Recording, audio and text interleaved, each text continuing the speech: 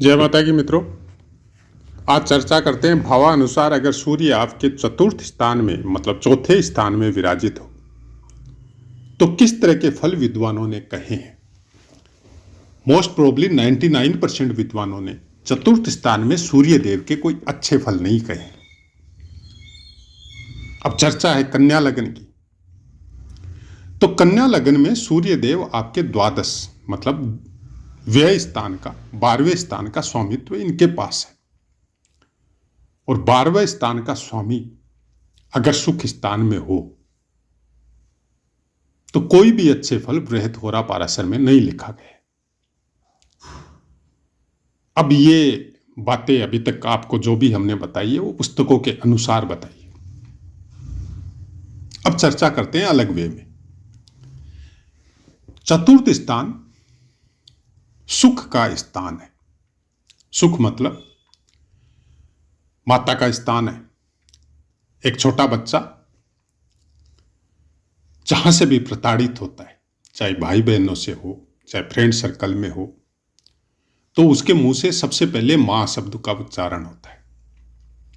चलना फिरना कम आता है। कोई जानवर को देख लिया, किसी ने कोई डांट दिया तो वो तुरंत जाके मां की गोद में छुप जाता है।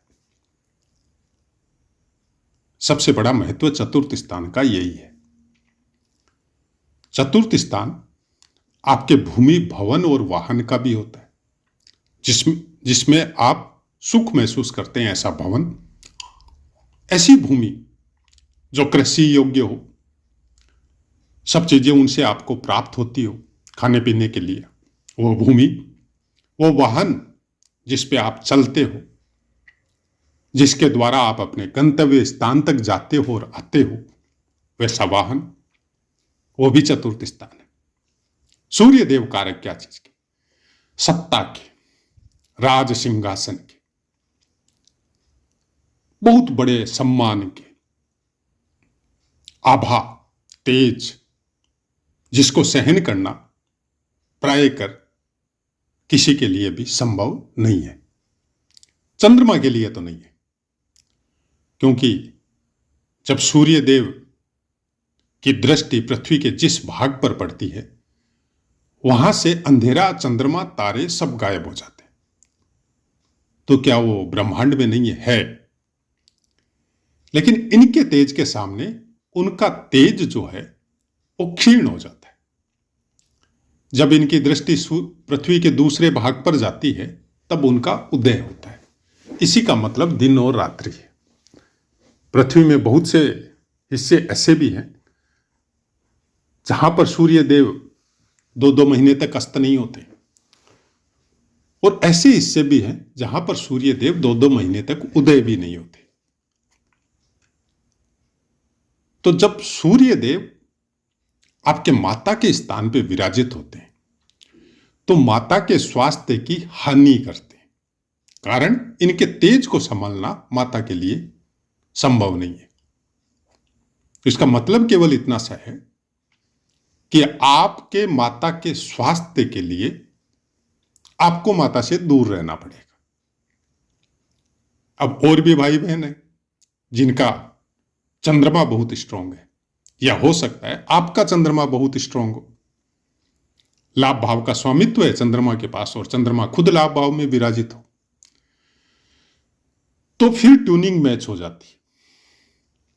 फिर क्या होता है कि माता के साथ ट्यूनिंग में प्रॉब्लम आती है, या अपने कर्मों की वजह से, या अपने कामों की वजह से, या अपने व्यापार, बिजनेस और सर्विस की वजह से आपको प्राय कर माता या अपने जन्म स्थान से दूर रहना पड़ सकता है, जिसका इंडिकेशन भी है क्योंकि 12वें स्थान का स्वामित्व इनके पास है और अपने स्थान से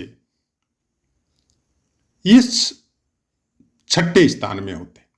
आप 12वें स्थान से जब कैलकुलेशन करते हो तो ये नहीं, सॉरी, पंचम स्थान में होते। तो आप शिक्षा के लिए बहुत दूर चले गए। आप अपने ज्ञान के लिए जो हॉस्टल वगैरह में जाना होता है आजकल बच्चों को ही दे देते हैं, फिर वो पूरी एजुकेशन करने के बाद में भी घर में आता है, तो आपकी बहुत सी उम्र माता के प्यार से वंचित रहती है।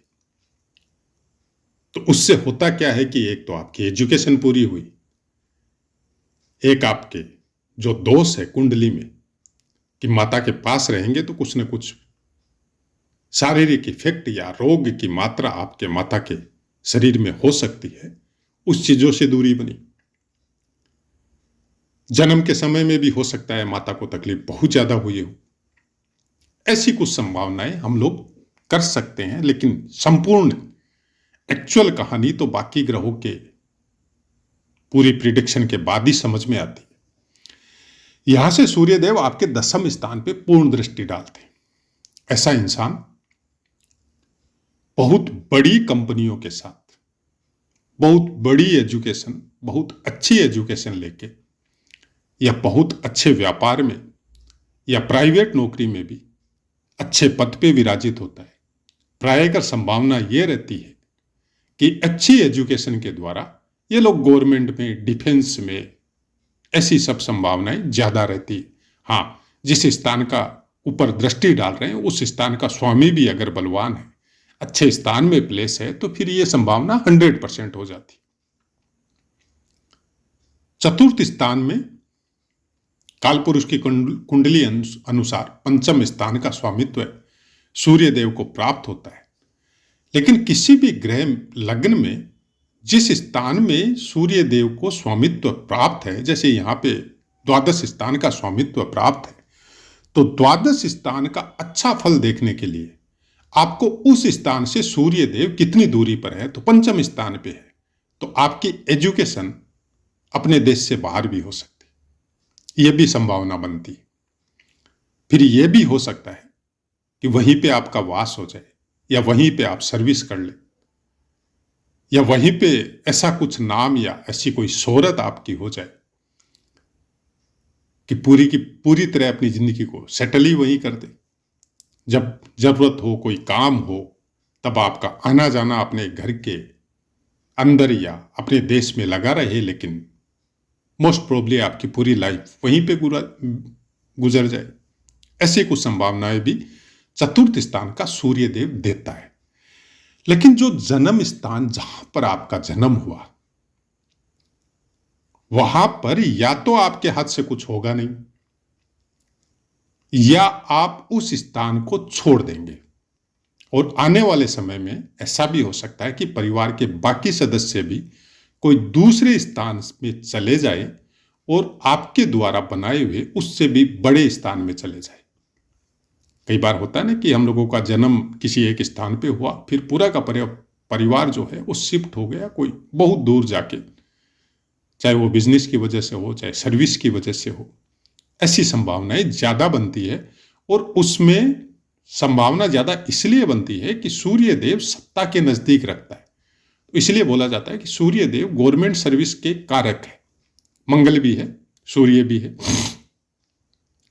तो ऐसी कोई सर्विस आपकी लग जाए जिसमें ट्रांसफर होते रहता है प्रायः, तो आपका जन्म कहीं और हुआ और फिर आप एजुकेशन लेके बाहर से या अपने घर से बहुत दूर एजुकेशन लेके जब आपने सर्विस का और का काम किया, तो गवर्नमेंट में कोई आपकी अच्छी पोस्ट पे आपकी सर्विस हो गई, आपका जन्म स्थान से आपका घर भी चेंज हो गया और आपने सबको वहीं पे बुला लिया, तो फिर माता के स्वास्थ्य के लिए यहाँ सूर्यदेव प्रॉब्लम क्रिएट नहीं करता है। प्रॉब्लम क्रिएट वहीं पर करेगा जहां पे आपका जन्म हुआ है। मोस्ट प्रोबेबली आजकल जन्म हॉस्पिटलों वगैरह में ही होता है, लेकिन सूर्य इंडिकेशन करते हैं आपके पैतृक संपत्ति में जो आपका जन्म स्थान, जिस समय आपका जन्म हुआ उस समय आपके बचपन या आपका घर कौन से स्थान पे था, उस स्थान से आपको बहुत दूर दूसरी जगह जाके प्रोग्रेस बहुत स्थायी मात्रा में और बहुत अच्छी तरह से आपको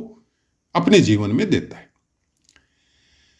ये सब बातें जब आप संपूर्ण कुंडली का अध्ययन करते हैं, सब ग्रहों का करते हैं, युतियों का करते हैं, तब जाके कुछ समझ में आता है। लेकिन ये सब संभावनाएं सूर्य के साथ अगर चतुर्थ स्थान में है तो एनी टाइम बनी रहेगी आपके जीवन में। अब ग्रहों में धनु राशि है, धनु राशि में सूर्य जैसा अगर ग्रह हो तो यहां पर आपको गुस्से की मात्रा हो, पिन पॉइंट टारगेट हो, किसी भी चीज के प्रति आप एक बार अपना मन और दिमाग को सेट कर लिया तो फिर इस चीज से आप हटेंगे नहीं, जल्दी से नहीं हटेंगे।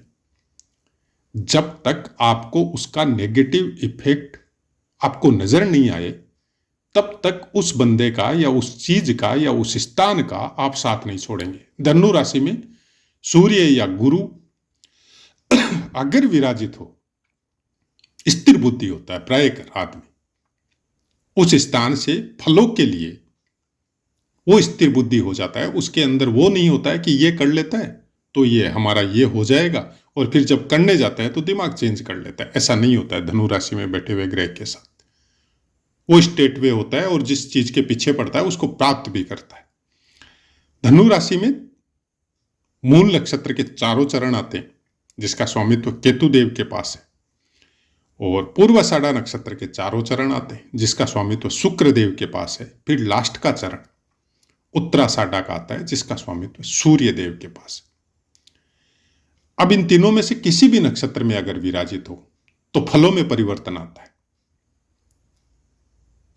और नक्षत्रों के बारे में तो बहुत से पाठ हमारे दिए हुए हैं, तो उन पाठों का जब अध्ययन करेंगे तो उसके साथ इसको जोड़ेंगे, इन फलों को, तब कुछ रिफाइन होके आपको नजर आएगा। फिर इसी कुंडली को जब आप नवमांश में लेके जाएंगे तो कुछ ज्यादा रिफाइन होगा। फिर चंद्र कुंडली को भी उसके साथ जोड़ना पड़ेगा आपको।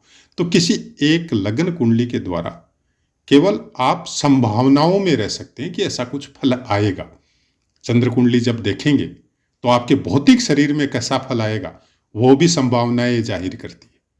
और उन्हीं दोनों को मिला के जब आप नवमांश कुंडली में जाएंगे तब आपको क्लियर पिक्चर समझ में आएगी कि भाई हाँ, ये सूर्य देव हमारे चतुर्थ में बैठा हुआ है यहां पर, लेकिन हमारा नवमांश कुंडली में सूर्य देव कुछ अलग स्थान में चला गया और हमारा लग्न भी नवमांश कुंडली में चेंज हो गया।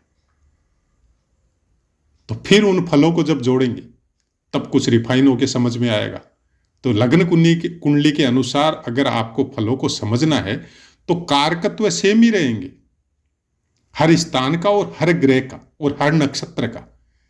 केवल स्थान विशेष के फलों को आपको जोड़ना पड़ेगा, क्योंकि सूर्य सम्मान के कारक है, सूर्य राजा के कारक है, सूर्य सत्ता के कारक है, सूर्य सरकार के कारक है, सूर्य आपकी पुष्टता और आरोग्यता के कारक है, सूर्य आपकी प्राण शक्ति के कारक है। और हम लोग सब जो भी स्वस्थ है, बहुत अच्छी मात्रा में वर्क कर सकते हैं, जिनका हर अंग दुरुस्त है, उसके कारक सूर्य है।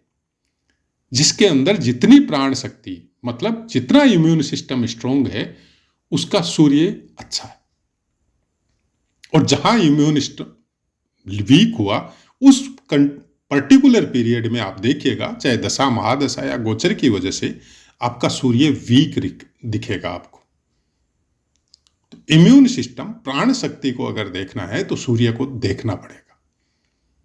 और नक्षत्र उसमें बहुत योगदान देते हैं।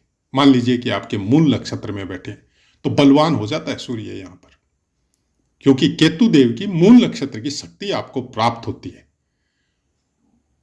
बहुत अच्छी तरह बलवान होता है। बोला जाता है ना कि मूल नक्षत्र में बच्चा पैदा हुआ है तो पिता से दूर रहेगा या पिता के स्वास्थ्य की हानि होगी, ऐसा बोला जाता है। और प्रायः होता है, ऐसी बात नहीं है नहीं होता है, लेकिन जातक के लिए बढ़िया होता है, उसके शारीरिक स्वास्थ्य के लिए बढ़िया होता है, क्योंकि केतु की शक्ति उसको प्राप्त हुई है तो वो अध्यात्म में जाएगा। वो फोर्सफुली कामों में जरूरत से ज्यादा एक्टिव होगा। किसी भी कार्य को जब करेगा तो वो ये नहीं देखेगा कि दिन है या रात है, वो निरंतर उस कार्य को तब तक करेगा जब तक उस कार्य का समापन नहीं हो जाए, या उतने दिन तक लगा रहेगा जितने दिन तक उसको उसमें सफलता प्राप्त नहीं हो जाए। तो ऐसा आदमी वन वे दिमाग का होता है। पूर्वाषाढ़ा में हर चीजों को भोगेगा, हर चीज बनाएगा, जो भी शारीरिक भोगों के लिए जितनी चीजें इंसान को चाहिए वो सब चीजों को प्राप्त करेगा। सूर्य के ही नक्षत्र में प्राप्त सब कुछ करेगा, लेकिन बांटेगा भी सब कुछ, राजा की तरह व्यवहार करेगा। हर चीज में अपने स्वाभिमान को फर्स्ट रखेगा। कोई इनके अगर अगेंस्ट में बोल रहा है तो फिर उससे ट्यूनिंग सेट नहीं करेगा। और गलत कामों को, गलत कार्यों को, सूर्य की एक खासियत है कि अगर इनके दिमाग में कोई बात या कोई आदमी लग गया, उससे जिंदगी भर इनकी ट्यूनिंग सेट नहीं होती है। पारिवारिक सदस्य है, प्रारब्ध बस उसके साथ नॉर्मल रहना पड़ेगा, वो एक अलग मैटर है, लेकिन मन में उनके प्रति कोई भाव नहीं रहेगा। तो ऐसा कुछ सूर्य देव जब भी आपकी कुंडली में किसी भी स्थान पे विराजित हो, तो सूर्य देव के कारकत्व और उस स्थान के कारकत्व के अनुसार, चाहे फिर वरक कुंडली कोई हो उसमें भी, चाहे लग्न कुंडली हो, चाहे चंद्र कुंडली हो, तो सब जगह के कारकत्वों का अगर आपको डीपली नॉलेज है तो आप उसके फलों को कुछ अच्छी तरह से प्रिडिक्ट कर सकते हैं। तो ऐसा है मित्रों, पाठ समझ में आया होगा। अब अपनी वाणी को विराम देते हैं, आपसे आज्ञा लेते हैं। जय माता।